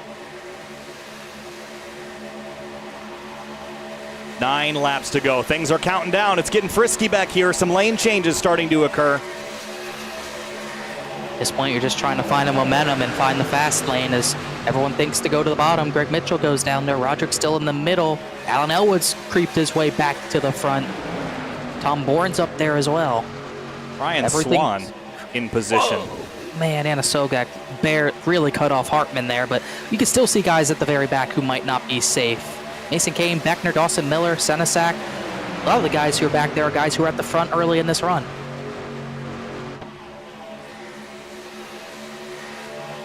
Through 3 and 4. Shane Therian. What a win this would be for him. It has just not been a great season for him in the trucks. There's a lot of drivers in this group that would love to get one. Bronson Stafford. Josh Taylor in the top 10. A.J. Roderick, what a win would mean for him. He was out early last week. First couple laps of IRP. He's made it to lap 73 of this 80-lapper. And look at Alan Elwood giving a shove to the 56, giving his teammate a push. Yeah, we had 3 even lanes. Now it seems like everyone's gravitating back to the bottom. There's really only about 8 trucks that are not on the bottom lane now, so I think everyone's realizing they kind of have to back off at this point. Therian checked up the entire line there as it caused a huge stack up on the bottom. Yeah, big stack up, but everybody navigates it. Braden Goddard's flipped out of turn number 2 in the second lane. Whoa. Upside down and slides onto the apron, so we will stay green. What happened here? That was another caution involving not a big line. He was in the pack with Hearn, JT Poole. Oh, and he got Yeah, he kind of washed up just a little bit, but man, that was a huge wreck and just skidded down the back straightaway. That was crazy, but we no more on that because we've got a lead battle, and it is fierce. Josh Taylor from 10th to the lead in the lap. Here he comes on the outside of the number 57, Rick's Hot Sauce truck. And they're so close between those top 2 lanes, but they don't touch. Carhan's up there, needs points, going to the front when it matters. Swan and Therian on the bottom. I think at this point, everyone in this top 10 is racing whether they can make it or not. Not much of a choice at this stage. If you run out, so will everyone else. At least that's what you're hoping. Yep. The middle and top lines are getting so close to the point. They're going to start dooring, and then it's over at that point. But you can tell they're not holding back at this point. Michael Curhan in the top lane, but I'm keeping an eye on his teammate in the bottom, the 2. Third, Ron back in the inside lane. That's a safe place to be if the crash breaks out. You got time to bail. There's trucks ahead of you that will likely not be if the leaders crash. I love where the 2 of Greg Mitchell is right now. Therian, the 97 of Philip York, all those trucks in a good spot, I think, as we come now to 5.5 laps to go down the back straightaway. 3 across and 4 rows deep. I'm looking at Alan Elwood. He was one of those drivers who got the extra fuel and topped off. We didn't think it would matter much, but with how much these guys have had to save, it might mean something. So he's going to go to the front. Roderick's going to go and block the top lane. That's going to give Elwood free space. There is no one in the top 10 that is completely locked. You could throw Elwood, obviously, in that conversation, but no blue on the timing and scoring. It is all yellow and white. Drivers that either need to win to get in or need to point their way in. Or guys playing spoiler. 5 laps to go from Talladega. I bet a lot of money on this not lasting. I'll just throw it out there and say it. This is getting wild, and you can tell no one's really been bump drafting this entire run. They're gonna have to get back in their groove and try to kind of find their boundaries on how to bump draft, and that could cause a big one. Big pack of trucks. How many are in this? Basically 20. 2/3 of the field in one group. This reminds me of 2012 fall Talladega. And that one ended in a big crash with basically everybody in it. And we could easily see that again as the top 20 are going for it. Everyone's weaving. Mason Kane, Jacob 4 Bell. wide. There goes the 56. There it is. Roderick gets turned, and the big one at Talladega. That was inevitable. Scioli's in it. Not many big hits, but a lot of trucks. A lot of trucks turned around, and that will save the fuel situation, but we're going to rack them up and go for a green, white, checkered. Looked like a case of trying to find a hole where there wasn't one. And not surprised, you get 3 lanes stacked up. You know something's going to happen as we look at the SimRap market replay. Looked like it started with Gary Waterworth trying to go 4 wide. Yeah, had a big run here, just didn't sit on it, chose to go for it. The 56 kind of covered, and the 12 just kind of full steam ahead. That hole was not there. No, it was not. And but yeah, go ahead. You have such a big run, you're under 5 to go, you think, I can't lift. That's been a mentality, and that mentality has been growing in NASCAR racing. The can't lift mentality, where I have a run, if I don't have room, the field's gone. And not saying that's what Gary did, but you have a run like that, you don't want to lift. You have to make such a split-second decision. Oh, Elwood barely got through another one. Ryan Swan leading the inside lane, gets cleared out. Watch the hit he takes here on the inside lane. Makes a pretty big hit there. Scioli. And Josh Taylor was running in a great spot. He gets tagged here and gets walloped in the left rear corner. And if the body damage wasn't enough, the suspension damage might to take him out. Really unfortunate for Swan. He was in a position where he could win his way in. And with that damage, likely it won't happen. But you go 2 drivers spin like a top here, Taylor and Scioli. Beckner spun, I believe, the 11. Brad Slaughter, watch this. We're right on board with him here. He was the one pushing Waterworth. Didn't really force him into that, but he was the one that kind of gave him the momentum to do so. He gets tagged right here. Oh. And behind him, carnage. Now, Alan Elwood also had a pretty good view of this, at least out the tailpipes. Kind of got beat around there, but kept it straight, which is main reason why he's going to be scored the race leader. And Shane Therian also had a pretty good perspective. We're right on board with the 83. Just all comes crashing down. But he's another one who kind of took the hit and just has to weave through it at this point. Look out, James Scioli. He's one who needs a win, and now he restarts second as we're once again in that scenario where it's green-white checkered territory. It's like Kyle Busch said. I said on the broadcast last night, it doesn't matter where you are because it's going to be a green-white checker. And as we make our way towards the end of this race, race fans, be sure to check out rickshotsauce.com for some of the best hot sauces made locally in South Florida. Try the Loxahatchee Classic, Golden Garlic, Palm Beach Pineapple, or South Beach Heat. Follow the Rick's Hot Sauce Rookie of the Year battle in the Area Cup Series and see which driver will take home the $100 prize as the highest finishing rookie in the point standings. And be sure to check out shop.areairacing.com for merchandise to represent your favorite drivers and teams. Shop from our brand new selections of champion t-shirts, jackets, hats, and more. Easier to shop, quicker to ship, better to wear. That's shop.areairacing.com.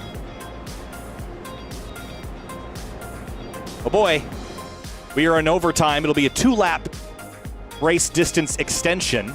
32 laps on this tank of fuel, Connor. If the leaders didn't want something, it was extra laps. No, definitely not. And you saw people have to come down and bite the bullet and did pit that last time by. A lot of them having damage. But Greg Mitchell was through it pretty cleanly. He had the pit. Ryan Swan, he could have continued. He pit. Tom Bourne, same thing. So you have drivers there who are betting on people running out, and a lot of drivers, pretty much everyone at the front, betting that they're going to be able to make it, or betting on another caution to end this one. Well, this is one of those tense moments here where I don't like to drag in drivers and talk with them because I know they're formulating plans and I don't want to interrupt that. I really want to know what the fuel situation is like, though, for these drivers and teams as we go another extra lap. Anybody thinking about it? I think everyone's thinking about it, but I don't think they have the heart to give up the track position, and I wouldn't either. 5 trucks on the lead lap. So no, you wouldn't want to come down. Can't. You have no choice but to kind of lay in this bed, whether it gets you the win or not. You kind of have to live with it, as this is going to be about 35 laps on a tank with 1 yellow in between if you can make it. Some guys at the front did top off. Actually, the front row actually maybe the top three or three drivers that topped off. So that might help them a little bit, but we saw how hard everyone was having to save. There might not be much of a difference there.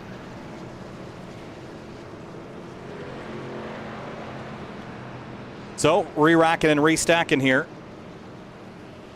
for the restart. This will be our final restart. This is going to count as our one and only green-white checkered. So let's remind you of what we talked about at the very top of the show, how things happened last night and how they could be the same tonight. If we were to get a caution flag, all right, let's start with the other way around.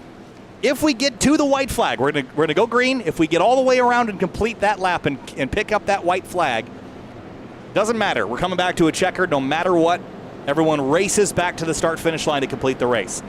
If the yellow flag comes out before the white flag does, then iRacing scoring stands. No matter what the situation, no matter if you're involved in the crash or not, iRacing scoring is going to place the cars how and when it feels fit and decides to do it. We don't know how it's done, but when that field is frozen, there is a point in time, not synced to the caution lights or anything, that iRacing will freeze the field and that will stand. But to make sure we know who is where, we have to wait for the drivers to come across the finish line on that caution lap regardless. Connor, you picked earlier in the night, I think it was the 26th of JT Poole. He's running a lap down. I'm liking my pick a little better, but he's only 13th place. That was James Scioli. Elwood will lead this back to the green. Any favorites from this front group? Shane Thieren needs a win to get in. I'd pick him, but there's a number of drivers up here who need a win to get in. Throw points at the window. Thieren's in that situation. Philip York needs to win. Bryce Senesac is in a position where he might need it. It could get wild, but I think Thieren can do it. Here we go, 2 laps left, and green flag back in the air. Big block there. The 83 did not get going. He tries to cover on the 24 of Curhan. Oh, that was very tight and dicey. That gets Elwood to the lead. I think Thieren has damage that's hurting him. That's why he didn't get going. Slaughter jumped to the top over Elwood now, and York's going to be the one being the pusher, and Anna Sogak's up there out of nowhere. Down the back straightaway. Can we get down the backstretch under green? You need to make it through here, through 3 and 4, and back to the stripe for this race to go to the checkers unfiltered. A run some of these guys have. Mason Kane restarted way in the back in 12th, and he's already kind of up there a little bit as we see a lot of weaving. Senesac and Scioli got to the bottom. There's no top line, really. Here we go. We got to make it through the tri-oval as well. The 10 of Alan Elwood leads the way.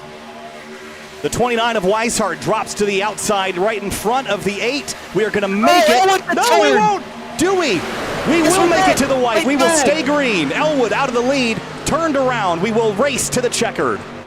That's big. That spun Philip York. They're wrecking in the back. Never mind. Justin Anna Sogak, like he did in Daytona, is going to rocket to the lead. He's going to get turned. No, there they go. And Philip York's going to get turned. Everyone wrecks but Brad Slaughter Jr. Here comes Cameron Hearn. Where did he come from? We're racing back to the checkers. Everybody crashed. Slaughter trying to defend on the bottom. Here comes Hearn to the outside. To the inside, to the outside again. Oh, they banged doors for a second. Who's going to get the run? It's going to be a side draft fest of a checkered flag. Cameron Hearn's going to clear him. Cameron Hearn clears Brad Slaughter, but is it enough? Checkered flag. Cameron Hearn, Mr. Where Did He Come From? He is going to win at Talladega. Brad Slaughter Jr. had the lead, but it went away in the final 2 corners. Broderick, Scioli, Thieren in the top 5, and the crapshoot on who else crossed the line. Everyone crashed at that point, much like we saw in Daytona for the Pro Series. Absolutely wild finish. Never seen anything quite like that here. And well played by Cameron Hearn and Brad Slaughter. They raced fair and clean all the way to the end there amongst themselves. Let's go back and have a look at this final lap, all of it, because the crashing started going into turn number 1. Connor, you pointed it out. It was the 10 that got hooked. Here's what happened. We know Philip York needs a win. He's trying to shove him clear and get to the outside. Maybe too much of a shove, and the bumps in the trail didn't help. Hooks him right there. Elwood can't do anything but watch as his chances at winning goes away. And then it was Anna Sogak that got a huge surge on the outside lane here with help from Travis Beckner.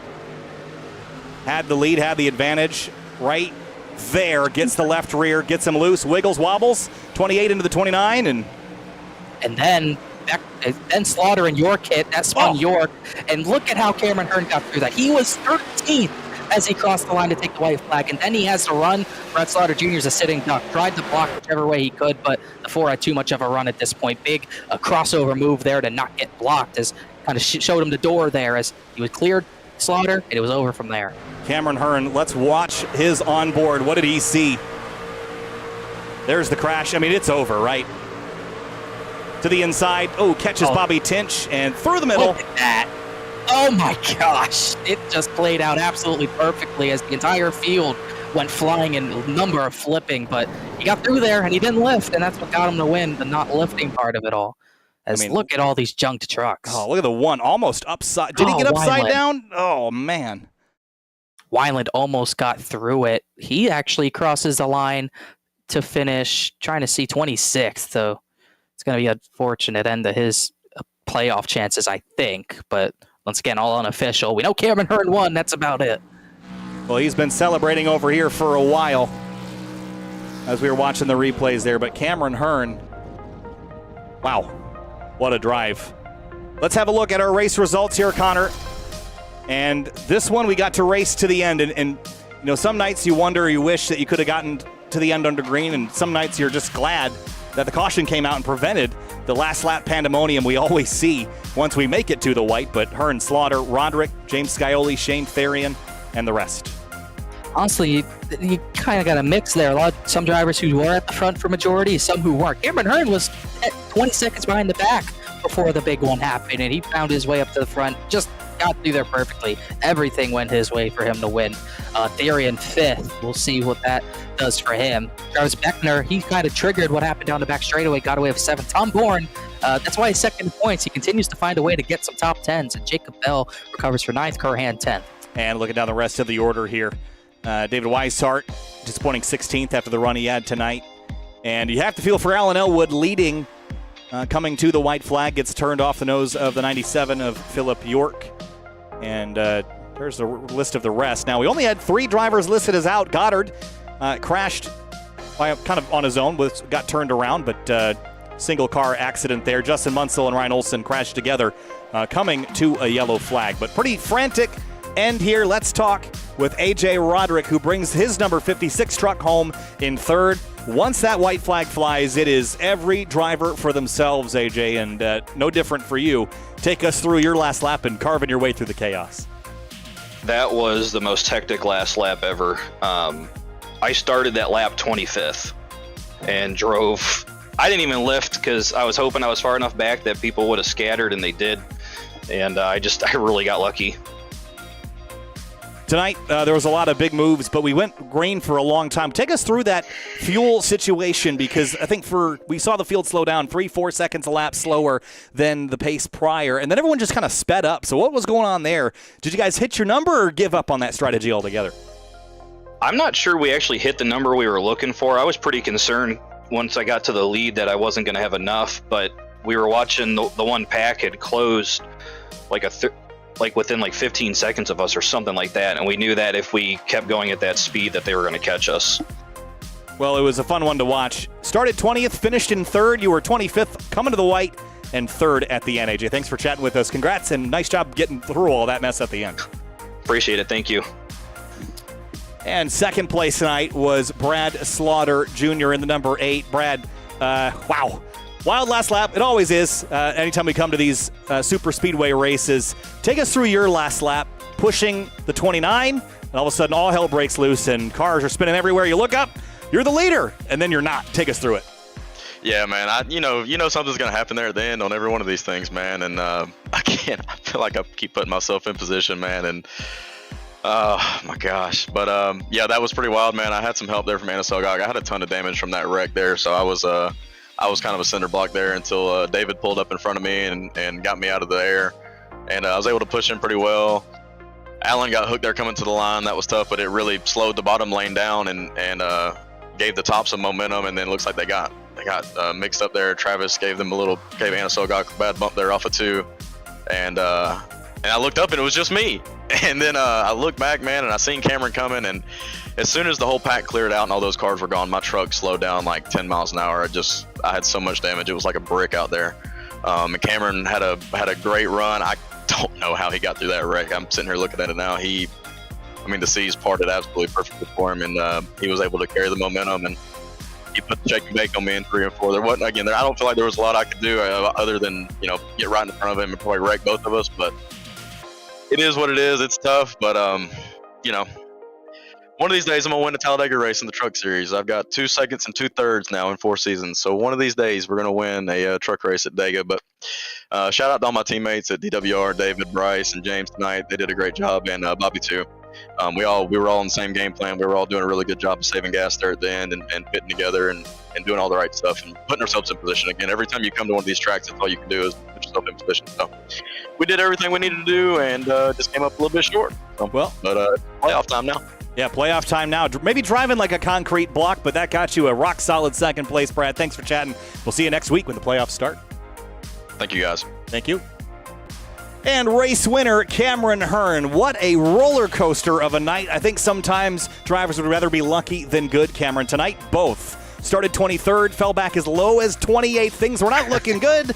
And then all of a sudden, smoke, crash, truck's upside down. Through comes Cameron Hearn, passing Brad Slaughter Jr. coming to the checkers.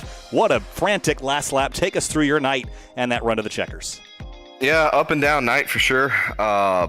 Speeding on pit road, went a lap down. Was racing Dawson to be the lucky dog. Saw a little gap, went for it. And kind of a racing deal. They ruled it and stuff. I hate it for him, but I think he ended up getting back on the lead lap.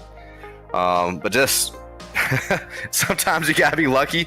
And maybe my unluckiness of being in the back, and got me through that wreck clean. But I hate that. I think I got into Bobby Tinch a little bit when I made the move left to miss what was in front of me and caught him up in that. So hate it for that. But it's the last lap, racing for the win, and I was doing everything I could to get through there and still have a chance at. Because I saw no one through the wreck, and I saw Brad heavy damage.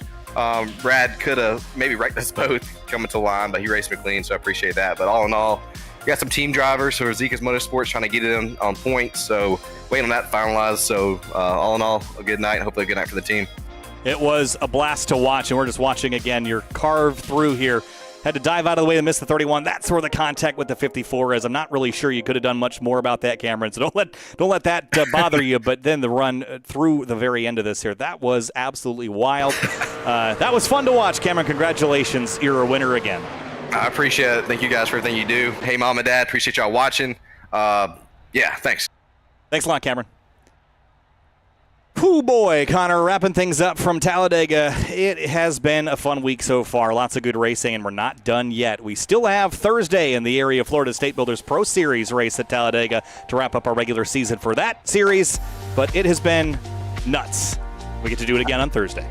Oh, yeah, it is going to be absolutely wild, and it was absolutely crazy this week.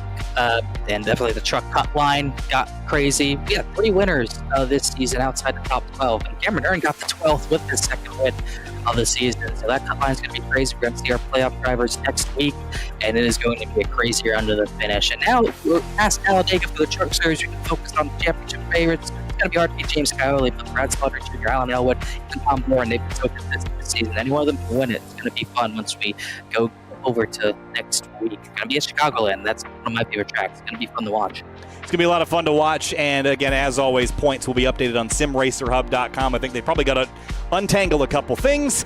But that's going to do it for us tonight and on our Tuesday show. I'm Kyle Heyer alongside Connor Horn. Thanks so much for watching, and we'll see you on Thursday for the Florida State Builders Pro Series right here from Talladega.